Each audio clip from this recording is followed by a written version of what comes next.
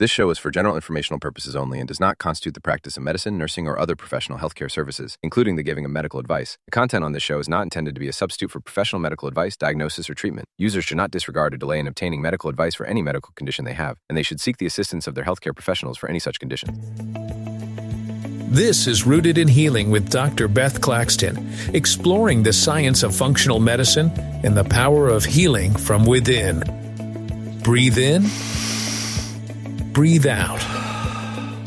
And now your host, Dr. Beth Claxton. Welcome to Rooted in Healing. I'm Dr. Beth Claxton. I'm a medical doctor, board certified in obstetrics and gynecology, and certified in functional medicine through the Institute for Functional Medicine. Thank you for tuning in. Let me tell you a little bit about myself and my journey to functional medicine. I worked for about 20 years in the Western medicine field and realized that I was not helping people like I wanted to help them. I was giving prescriptions and not truly connecting. Once I found that connection was a true healer, I was on my way to finding functional medicine. I learned about functional medicine and realized that this was a big key because it looked at the whole person. And not only that, it's actually a patient-centered approach where the practitioner and the patient sit down together and decide what the best next step is. It takes everything into consideration as a possible treatment modality. It looks at the body as an entire system responding to one environment. I also found how connected the nervous system is as such an intricate part of how the body works as a whole. Along the way, I trained as a mindfulness-based stress reduction teacher to teach people how to meditate, how to breathe, and how to establish a different relationship to their pain. I then found the world of ancient Ayurvedic medicine and trained as a yoga health coach and worked people through their basic daily habits to help reconnect them to the planetary rhythms, to their diet, to their sleep habits, and find healing in that way. There were so many other modalities that I started learning about and realized that there are so many ways and routes to healing. And that's the purpose of this show, is to discover new ways and research and explore all the different modalities and practices that are out there that can help everybody heal. Today I've got a special guest coming up. You're going to really like him. His name is Jim Wittekind. I've worked with him for the last 5 years. I've been a patient of his as well. He is incredibly talented and has an insatiable thirst for knowledge and finding the root cause of what is happening inside the body. And he looks at the body as an organism of the nervous system and how it interacts with our fascia and our muscles and our posture. He works a lot with trauma and how that is portrayed in our posture and our pain. And he helps people unravel this phenomenon in their own bodies to help them with the way they stand, the way they walk, to alleviate chronic pain and to release old habits that are stored in their body. It's absolutely fascinating. And I don't want to say too much, but we're going to have our interview with Jim Wittekind right after this commercial break. For more information on Dr. Beth Claxton, visit bethclaxtonmd.com. And now, more Rooted in Healing with Dr. Beth Claxton. Welcome back. Thanks for tuning in. I'm Dr. Beth Claxton, and this is Rooted in Healing. And now on to our interview with Jim Wittekind.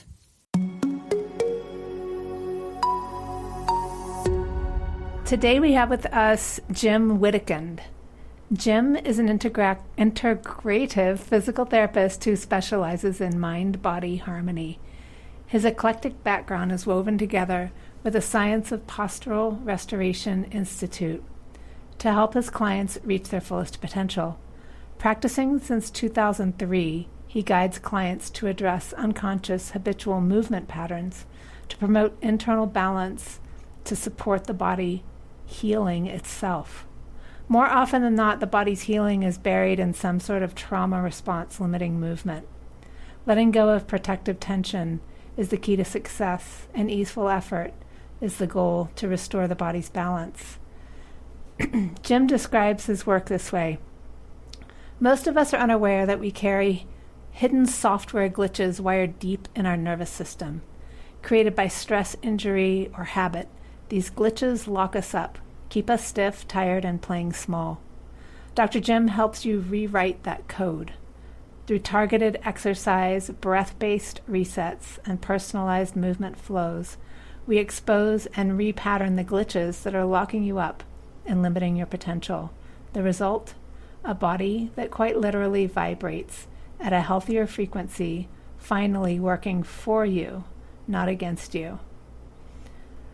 So welcome, Jim. This work that you do is fascinating, and it's actually becoming more discussed. I've seen it in books. I went to a conference recently where all the work that PRI does was one of the lectures, and it makes me so happy that this word is getting out, because it's been in my life for a while, and I'm so glad that you're here today to talk about it. Yes, thank you. Yeah. So tell us, how did you get interested in Postural Restoration Institute? My story with PRI is that my wife, Katie, after our baby was born, suffered relentless pelvic pain. The first 6 months or so were fine, and then all of a sudden she was quite debilitated by it, to the point that she was unable to even walk down the hallway sometimes to use the bathroom. Mm-hmm. At the time, I was looking for answers, and took her to all of my own mentors, and nobody really could help. Mm-hmm. They told me what it wasn't, and that was good. It wasn't anything super scary like cancers or anything like that, and that was good, but she also was suffering. And eventually I kept searching for answers, and I came across one of my fellow physical therapists actually told me about this crazy thing that uses breathing to help the nervous system shut down its tension patterns, and that's usually what's happening when you have these problems that you just can't seem to find an answer for. And then I started my now 13-year journey in postural restoration. So what percentage of people do you think live with chronic pain? I'm not actually sure of the statistic, but it seems like the vast majority of us have some level of problem that is chronic in nature, and we can't find answers. Or if we do find answers, they're temporary fixes, and the thing comes back. So I would guess a large percentage of us. I do not know the actual number, though. Yeah, and I'd have to say from my personal experience, having worked through a couple types of various chronic pain, is you adapt. We learn to adapt to what's going on, and we just start to think of it as normal. And we start to adapt, right? And so can you speak to this and what happens when we try to grunt through it and try to just pretend that the pain isn't there? Yeah, so my experience with this sort of thing is that when people get injured or have a traumatic event of some sort, then they have to move differently for a little while because they're trying to let the body heal. And pain is a fascinating thing. Its intention is really to let us know that there is a problem that needs to be rested and taken care of, or at the minimal investigated, to make sure that everything's going well. And sometimes it does not, the pain itself, the sensation of pain does not go away even when the body seems to have healed. A lot of times people that I work with at least might get a scan or an assessment from somebody, and the provider says, well, everything looks good and the tissues are healed, and your whiplash was 12 years ago, so all the tissues have healed, so they shouldn't be bothering you anymore. And what I've come to realize is that the body really does hold on to these traumas in the way that it's being protective of your system. And so you keep adapting the way you move, you change how you move so you can get the things in your life done. And in a pinch, that's going to be just fine in a short-term basis. Just if you have something to get done, then kind of, just get it done. But when we're get wired into these deep habits of tension, then the problem is we can't stop doing them. And then some of the things never really get rest, and other things, or rather they can't even be recruited, or our brain starts to forget about them, even how to use them. And it's so important for our bodies to be able to go through cycles of on and off, left and right, use and disuse, so that they can heal and pump pressure inside of us and literally vibrate. Your eardrums vibrate, your chest vibrates when you talk, the contents of your pelvis vibrate when you talk and move. And then if they get stuck in patterns, then that subtle vibration and change is decreased, and then the brain feels that, it knows that, and that continues to reinforce its tension patterns. And then you have situations where, well, now my right shoulder is always tipped forward and my right neck is always tight. I get a massage, I get an adjustment, but it comes back. Or maybe it's my foot, or maybe it's my pelvis somehow, my hip. But the thing is that we can address the actual physical thing, but because a lot of this is burned in through habit in our brains, we just keep doing the same things that we've adapted to, and then the problem comes back. So it's the tension that's in the body, the way that we're breathing and holding on to that tension with the body memory that was set up however many years ago. So even though we go in and get the adjustment, just the way the body and the nervous system is firing, it's going to take us right back to the same place. Yes, and that can happen from an actual trauma, or that could happen from an injury, or it could also just happen over time without any known problems, because it turns out that the human body, because of its anatomy inside, the organs and the muscles, we tend to be really good at getting into a state of standing on our right side. And in that state, it's easy to be stable so we don't fall over. And it's very easy to breathe. And so those are the two really important things of our brain's basic functions of survival, is breathing and not falling over. And then because it's just natural, because of the way we're designed and our organs and everything, we tend to do that more often than not. And then in the over repetition, it becomes habit. And now all of a sudden your right side is really tight with your right rib cage, which causes a lot of times people have a left lower rib cage that's flaring out a little bit more than the right side, because it's just over time become habit. And then all the things that are organized to let you open up and release that tension on the right side are over time kind of forgotten, and it's burned into a habit in your brain. And so this really is a normal human thing that for various reasons goes awry and can cause us problems. Yes, as I understand it, even the statue of the David in Italy, in Florence, he's standing, isn't he standing preferentially on his right leg? I believe so. Yeah. Even the Egyptian statues, they lead with their left leg, and you can also see that their weight is on the right side. So it is part of the human condition. This is how we were wired to interact with the world, and it can become a problem, right? Absolutely. I would argue that it's a wonderful thing at the beginning that there's nothing wrong with this state of right-sided standing dominance, because it gives us a place to go automatically that's safe and powerful when we're in a pinch, whatever that means in our particular lives. So I want to make sure, and I try hard to explain this to the people I work with, that it's not that there's a problem with this particular normal humanness. The problem is that because of various other reasons, we can't stop doing it. And it's really the inability to stop that's the problem. Right. And before we started this interview, we were talking about how our culture has evolved and how the way that we compensated before when we were less civilized may have been more adaptable to this natural inborn pattern. Can you speak a little bit more to that?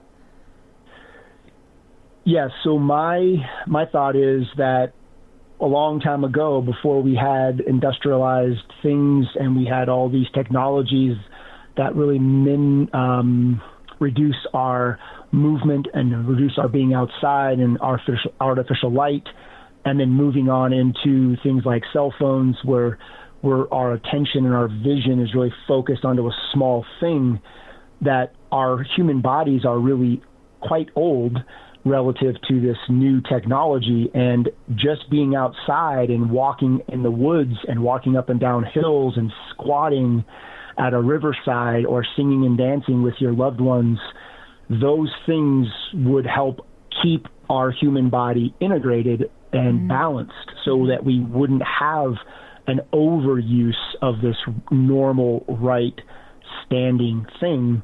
But because of our current technology, we tend to not do those things as much. And that's my thought on why this is getting out of hand. It's not that I'm not saying that technology is necessarily good or bad, but we probably could work on better ways to balance our bodies, knowing that they are out of balance. And that's the thing a lot of us might not realize, is that we are out of balance inside of us, and there is a fix for that, which is great. And what would you say some of those fixes would be?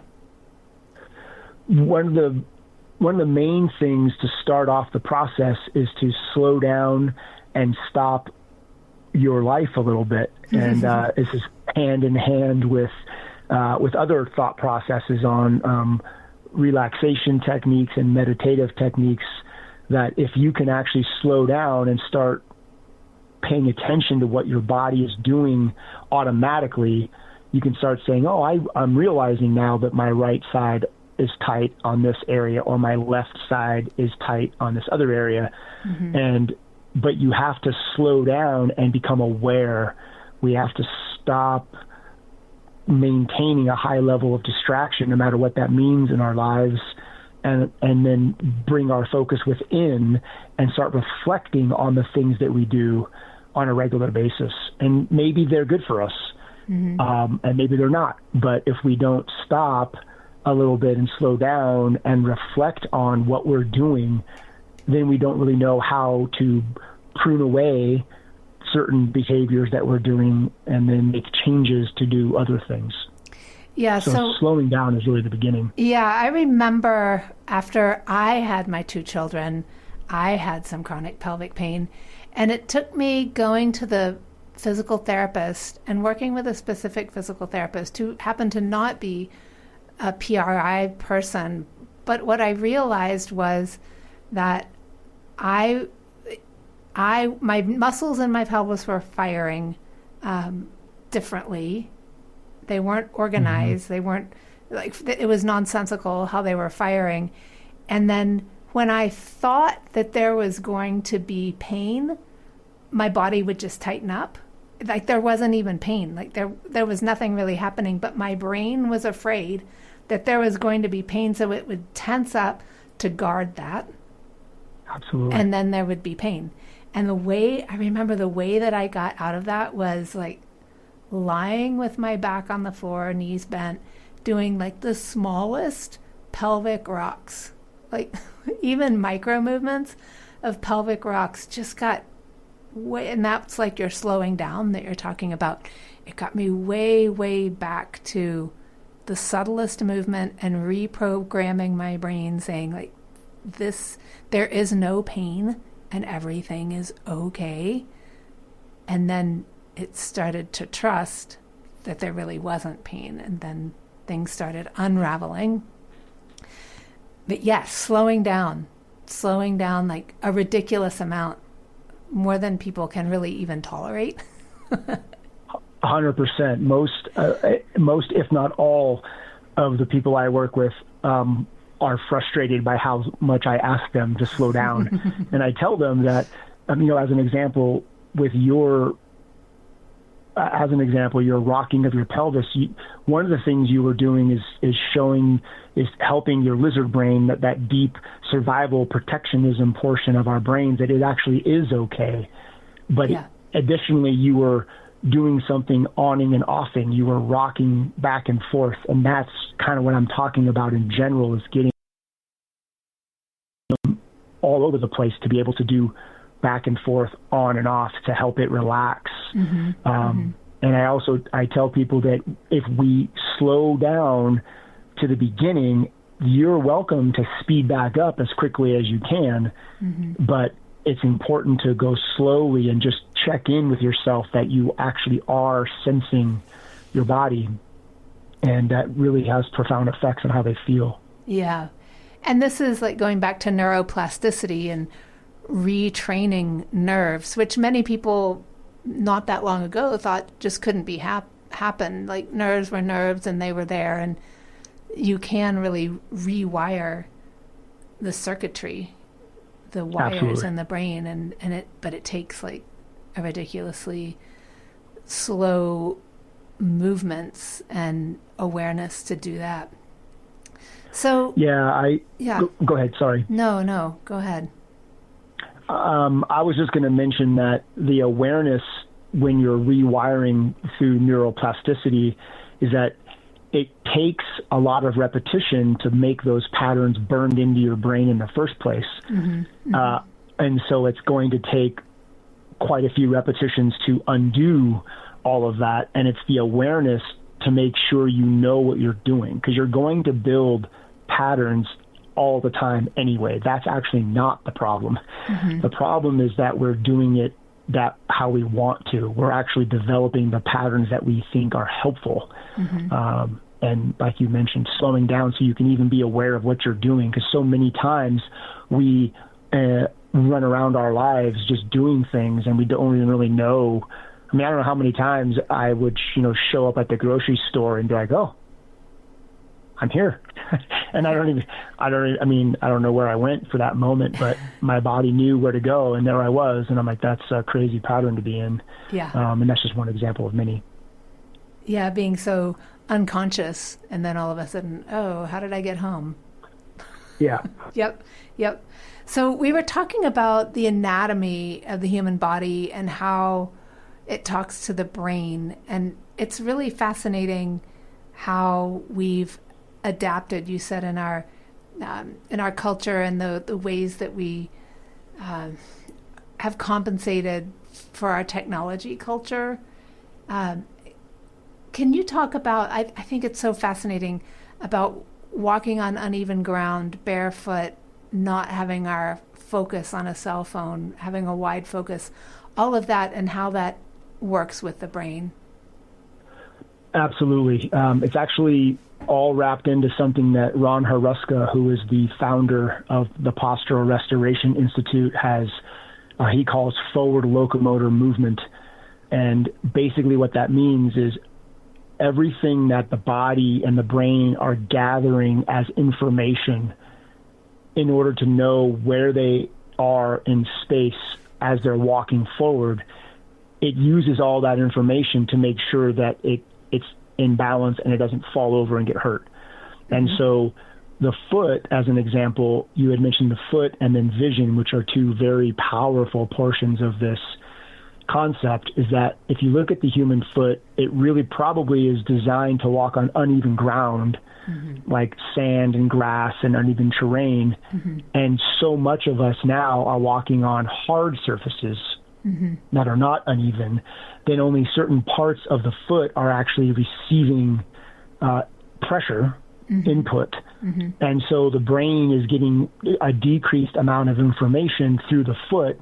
And so as a result, it will more often than not start to become tight because it needs to feel where the foot is so it doesn't fall over, but it's not getting good data, so it's just kind of guessing a little bit. And many of us have high arches and high arches on one foot and not on the other. And that's always interesting, is that, well, why is one foot different than the other if they're supposedly basically mirror images of each other, right and left side, but they posture differently based on the brain's needs. And then over time, they become kind of orthopedically or bony and soft tissue-wise, they become stiff in those places. And so as an example with these feet, one of the most powerful things you can do to help yourself feel better is put on a pair of shoes, because it helps your brain sense foot movement better. It almost is like bringing the ground up to your foot so your brain can feel the foot moving around. And a lot of us know that. I was talking to someone the other day who went to Walnut Canyon, and he told me, well, I didn't go down into the canyon because I was wearing the wrong shoes. And I was like, yes. Now, you could walk barefoot, and that might be fine, but it also, over a long period of time, that might cause a problem. And so, depending on how severe your problem that you're dealing with is, a pair of shoes can be a very quick way to help you start releasing your tension patterns from the foot aspect. Yeah, so what kind of shoes would you recommend? I actually default to the Postural Restoration Institute recommendations. Ron Haruska has a physical therapy clinic, and it's called the Haruska Clinic. And they have a shoe list that they constantly are updating, because those shoe manufacturers are constantly changing their shoes based on whatever they think the public wants or they think they need or whatever. But there's a very specific criteria list for the shoes that really can help your brain. And you can use their shoe list is available on their website, but the main three things that I would recommend people look into for a pair of shoes is a heel counter, or the back of the shoe that's holding onto your heel bone is firm enough that you can really feel like that shoe is holding onto your heel, because then your brain can sense that heel movement. And then a shoe that has an arch support that makes it feel like your foot can rest on the shoe. We want to be careful it's not pushing us over to the outside of our foot, but our foot can be relaxed in there. And then kind of that's a part one. The part two of that portion was that the shoe, when you try to bend it, it only bends at the toe box where your toes bend, not right in the middle of the shoe. And again, this intention is to deliberately help your brain feel more.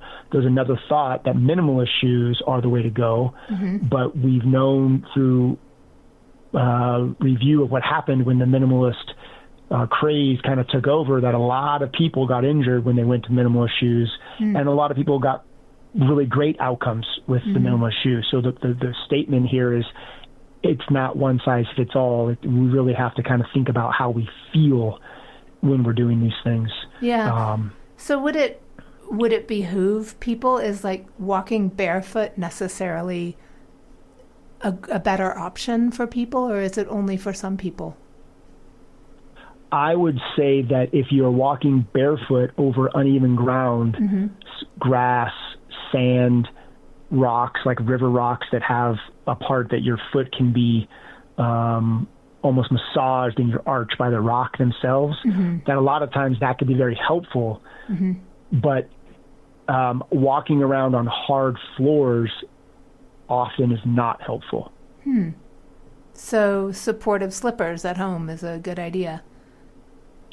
Again, that would be a great thing to try out and see how it how your body responded.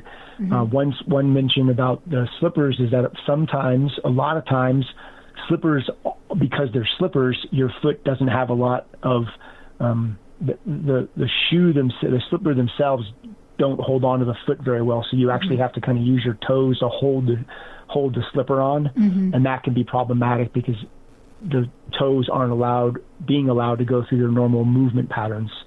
I actually have a pair of shoes that I bought that when I'm having a hard day with stress, or I think I might be getting a headache for some reason, I only wear them in my house. So I have a pair of shoes that I wear just in my house.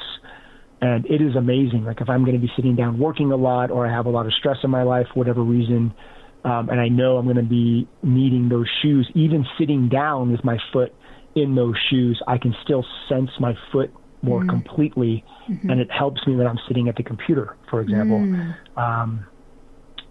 Because when you're sitting, you don't have a lot of support. It's more difficult to get the awareness of your control when you're sitting compared to standing up. Yeah, and speak. I'd love to hear what you have to say. Speak to the foot comfort, and how it talks to the brain, the foot support, how it talks to the brain, and then what happens with the breath. Oh, I'm sorry, you cut out a little. What happens with the breath when in this whole feedback system? Sure, absolutely. So the foot, it's not, I think it's more to do with the way I would offer that it's more to do with the way your brain is sensing what your foot is doing versus comfort. Although comfort should be part of it, because if you're uncomfortable, then that can cause other problems. But it's really your brain sensing your foot moving around, going through the various phases of what would happen when you're walking. So the reason I bring up that nuance is that you might have a pair of shoes that has like memory foam in it or something, and you put them on and they feel amazing, but they're not giving the brain the appropriate input to allow the brain to release its tension patterns. And so that can get a little weird, but it's really about feeling your heel bone being secured, feeling your arch, and then having enough room in your toes to move around so your toes aren't squished. Yeah. Those are the things about the shoe. Yeah. And then with the breathing, it's really amazing. I actually was just sitting down last night playing cards with my son, and he was trying to shuffle the deck, and he would hold his breath, arch his back, begin to start shuffling, and then he would exhale, and he would continue. And I looked at that, and I was like, well, that's fascinating. He is using an inherent mechanism of holding our breath, arching our back, in order to do a task. And so what can happen with these various tasks in our lives is that we can get into our pattern that we had mentioned earlier, that is pretty much a default movement pattern of humans based on their anatomy. We use that pattern to get something done, and then it's helpful if we can let go of it. So what happens with breathing is we end up holding our breath, and then we might take shallow breaths. And then the main breathing muscle, the diaphragm muscle that's inside your rib cage, starts to be used. It has multiple functions based on the way it's shaped inside the body. And so it can be a breathing muscle, which causes air to come into the lungs. And it can also be a postural muscle, which causes the body to get stabilized. And I would argue that there's various reasons for those to occur, and that there isn't one correct way to do it. But we can start holding our breath and getting ourselves into more of a stabilization position, which then makes it hard to breathe. So then you might have to do other things to breathe. You might have to use your neck muscles. You might have to move your head around to try to get the air in. And so you can get into these loops of problems with not sensing things in order to be stabilized so you can do a task but still be relaxed enough to be fluid and breathe so you're able to be useful in your function. Yeah. So this also starts to feed into the fight or flight response, the sympathetic nervous system and the parasympathetic nervous system. Can you speak to that? Yes, absolutely. So earlier I mentioned that the basic foundations of the basic functions, I should say, of the brain are to breathe. Number one, nothing else matters if breathing isn't occurring. So that's number one. And then after that, it's not falling over and getting hurt, being able to get up and move around. And so our brains will do whatever it needs to do to be in that state. And that's that fight or flight. That's that survival mode, is when everything's kind of tight and you're just getting those survival things done. And in that, that's a wonderful system. Again, this is usually a conversation of what's yes and. There's more than one answer. It's not that sympathetic things are bad. Right. We need those. I don't want to get rid of those, but we need to stop doing that fight or flight and then get into the other part of that system, which is the rest and digest, the deep relaxation where your body can actually heal and recover when it feels safe enough to digest your food and void and do other things. And so there's this balance between the fight and flight and the rest and digest systems. And it's interesting to me that one half of your brain can be biased toward more sympathetic state, while the other side of your brain is more toward parasympathetic state. And that blows my mind, because that means then that one side of your body is more tight and rigid and stable, and the other side of your body is more free and relaxed. And that's actually what I was mentioning earlier. And so there's some really neat breathing exercises you can do to help start balancing that out. Oh, yeah. And your son, holding his breath, arching his back, that was a fight or flight response to shuffling the deck of cards, which should be a fun and relaxing activity. Right. But the physical demand of focusing the thumb in order to get only one or two cards at a time, in order to shuffle those things, that rose it up to a level of really deep intensity. I've actually worked with younger kiddos who run with their tongue on the side of their mouth because they need that extra stability in order to run. I worked with an architect once who came in with neck pain, and he would do all of his drawing with his tongue smashed to the side of his mouth. And I was like, oh, we need to help you become capable of drawing without relying on so much tension. And that comes down to feeling your body differently so that you can get better stability, but then still have that ease of movement. And so the example of my son was that he was utilizing a more sympathetic state in order to shuffle the cards. And so the architect and the children that are running with their tongue against the side of their cheek, is that almost like having a shoe that like puts pressure on your foot so that you know where the foot is, and the tongue pushing on the cheek is like, I know where the inside of my mouth is? Is it that kind of stability that the body's looking for? Yes, it's sensation of what's happening, and also it actually helps you stabilize your joints. If you think about taking your tongue and pressing it down on the bottom of your jaw or on the side of your cheek, then you have more tension in your face and your neck. And so that can be one of these compensation patterns that our brain uses. And again, I wouldn't necessarily say right off the bat that that's a bad thing. I don't know. I would need more context. Right. But what I will say is that if you can't stop doing that, and every single time you draw or you try to eat or you try to walk to the bathroom or anything, or even when you're dreaming, that's what you're doing in your bed, that's the problem, the inability to stop doing it. Yeah. Wow. Yeah. It's a rich conversation. I was wondering, Jim, we've been talking a little bit about breath, and before the interview started, we were talking about something people could do at home to help us become more aware, start to slow down so that we can be aware of what's really happening inside our body. And we talked about breath work, and breath work is a term that's really thrown around a lot right now. At least I hear it all the time. And, talk to people about it. Yeah, I stop, I take some deep breaths. It's like, that's not quite breath work.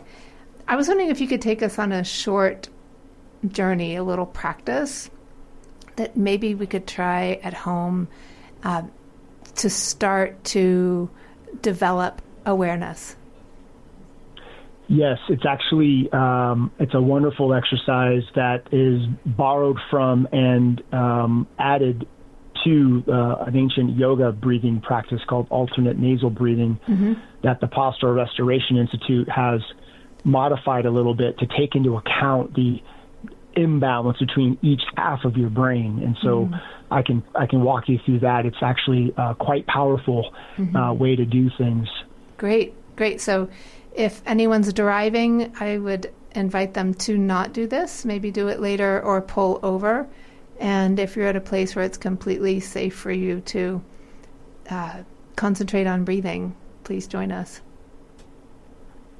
Yeah, so what I would start you with is sitting in a chair, preferably one that has a firm enough seat that you can feel your sit bones, those hard bones that are your buttocks. And then that also you can lean against your back on something mostly kind of straight up and down so that you can actually feel your back body on the seat of the chair.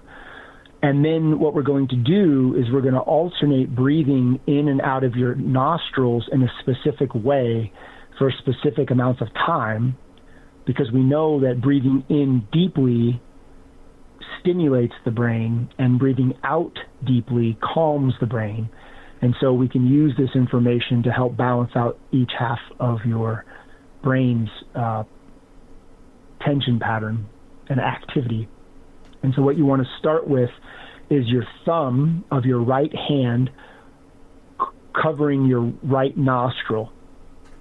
Okay. And then you're going to breathe in your nose gently to a count of 4. 4, 3, 2, 1. Now hold that for 3, 2, 1. And now switch over and plug your left nostril and exhale or blow out through your right nose for a count of 4, 3, 2, 1. And now pause and maintain that exhale for 4, 3, 2, 1. And now breathe in your right nostril very gently for 4, 3, 2, 1. And now switch over and breathe out your left nostril for 4, 3, 2, 1. And while you keep holding your right nostril closed, breathe in your left nose for 4, 3, 2, 1. And now maintain that inhale for 4, 3, 2, 1. And now switch over, close off the left nostril and exhale the right nose. 4, 3, 2, 1.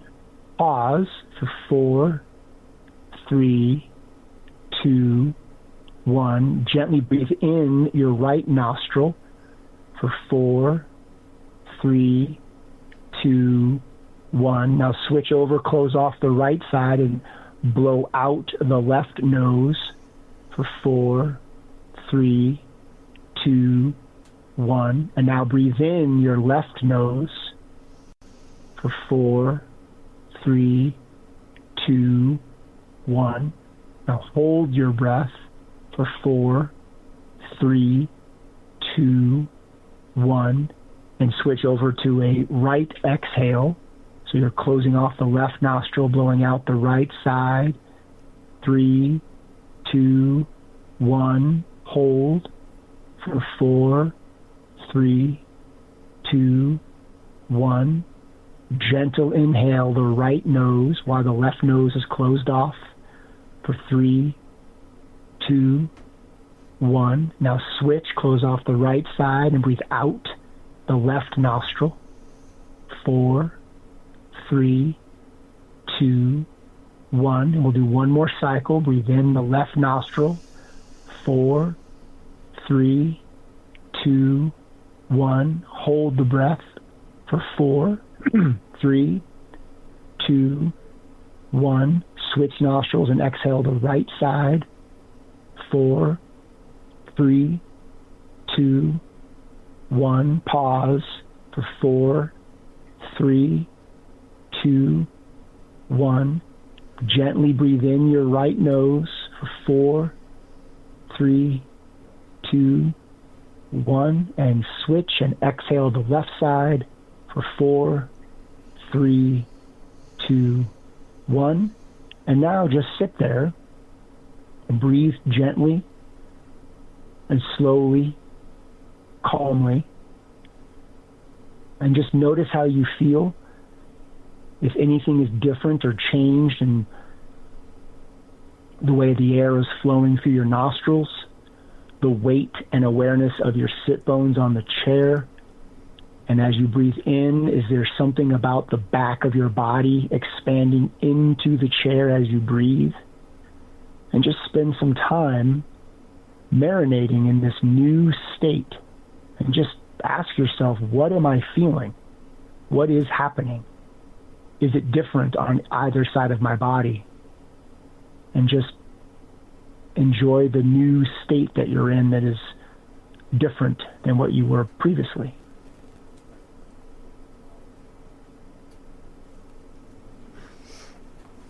That's great. I'm feeling like a lot more balanced. What do you mean by? I'm just curious. I'm a very curious person. I ask a lot of questions. Yeah, balanced. What feels different? It feels like everything's more calm.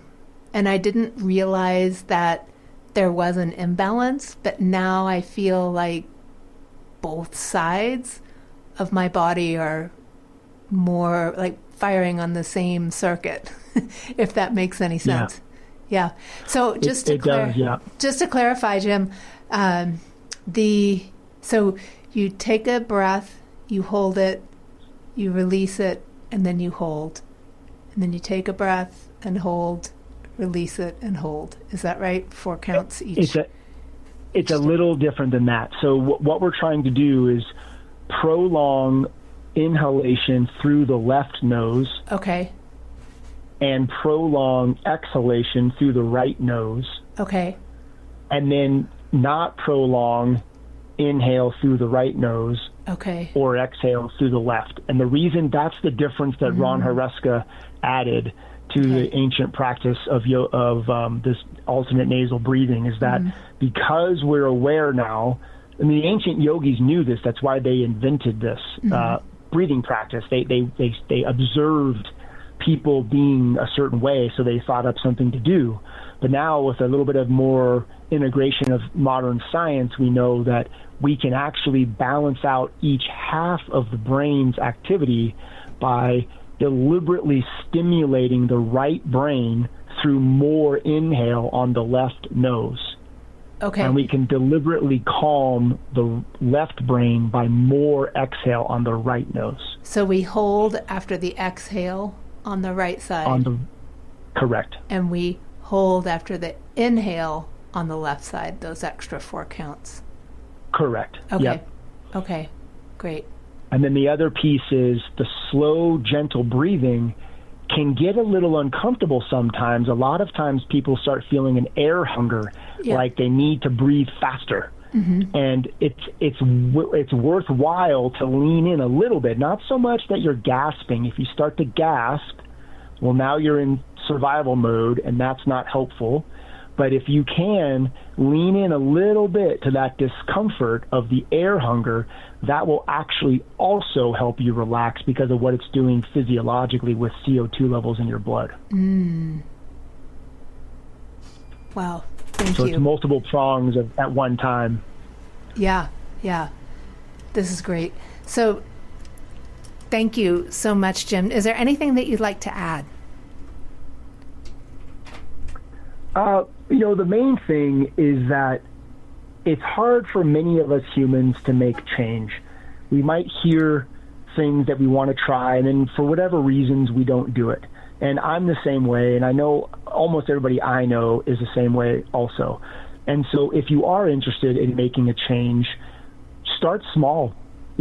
Something as simple as walking in your kitchen a different way, or driving to the grocery store a different route, and just start slowly adding change. And then if you feel compelled to do quicker, then go right ahead.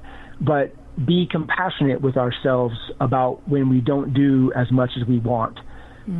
That's really my message, I think I would add. And it doesn't have as much to do with the PRI stuff. It's just being a human, and what I've noticed in my years, that compassion for ourselves and compassion for others is a really great way to start feeling better in general. Yeah. And so I would offer that. And it helps us slow down. Absolutely. Absolutely. Yeah. Thank you so much for your time today. You're very welcome. Bye. Bye-bye.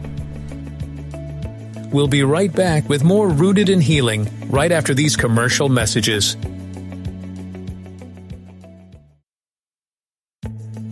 And now, more Rooted in Healing with Dr. Beth Claxton. Thank you for tuning in today. This is Dr. Beth Claxton. This has been Rooted in Healing. You were listening to my interview with Jim Wittekind. And Jim is a brilliant individual who has learned so much about pain, our body, our posture. And I was actually looking up at shoes that would stabilize my foot walking around in my house instead of going barefoot.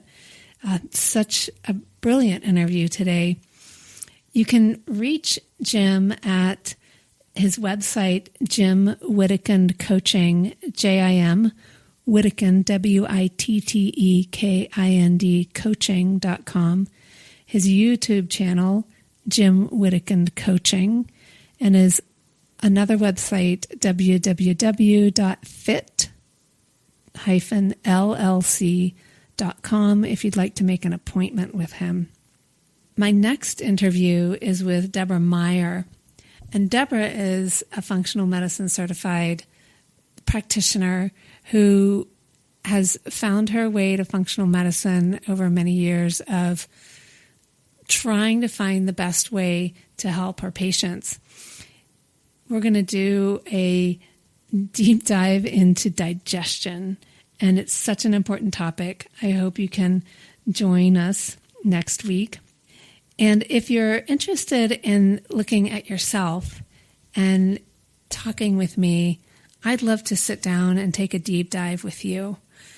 If you're curious about your health right now, if you're curious about what health looks like for you in 10 years, what's coming down the pike, this is all possible with a functional medicine evaluation.